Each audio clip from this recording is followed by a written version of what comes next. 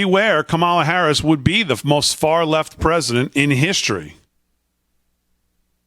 And this is to the same point, the mainstream media and the Democrat Party and their ever-ready spin doctors are telling you, the American voters, that presumed presidential candidate Kamala Harris is not the extremist she's portrayed to be by you right-wingers, you wicked right-wingers. And they're right. She's actually much worse. There's not a policy area that Harris has come into contact with, either while in the White House as a member of the Senate or in the California state government, in which she hasn't taken a position on the far extreme of the spectrum, whether it's immigration, medical care, insurance, foreign policy, abortion, whatever.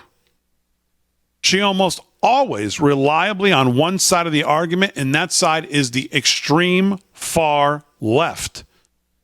Don't believe me. A 2019 survey by GovTrack, a nonpartisan group, rated Harris as the person with the most far-left voting record in the Senate. By the way, GovTrack is the one who now has taken that down. Even beating socialist Senator Bernie Sanders for the honor. Perhaps not by coincidence, that was the same year she began and ended her campaign for the presidency, lacking both voter and financial support. See, that's really the funniest thing about all of this remaking of her. Yeah. It's not like their people haven't had their chance to express how they feel about the quote-unquote future of the party. Yeah, they got a chance to meet her and know her through the course of, what'd she do? End up doing 2 debates? And in one, she I think the first one, she took it to Joe Biden himself and came away, the new darling of the Democratic Party. I think she soared up to as high as 7 or 8%, which was big at the time. And then the next debate happened, and Tulsi Gabbard destroyed her, and then she basically turned tail and left. She had nothing. She was done. Didn't even make it to Iowa. No, she didn't even make it to December.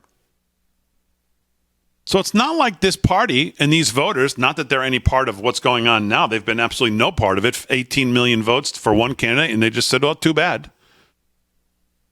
It's not like they haven't had a chance to express how they feel about the future of the party. If they thought she was the future of the party, you would think they would have thought about it at least 4 years ago. If she hadn't been selected as vice president, do you think, and we went through this same situation, do you think they'd be going, well, where's Kamala now? What's she doing? We got to get her. No, nobody would even know where she is or what she's doing. Maybe she'd still be a senator there sitting with Cory Booker, asking stupid questions in these hearings, sound like a moron. But what would she be doing? No one would be thinking of her.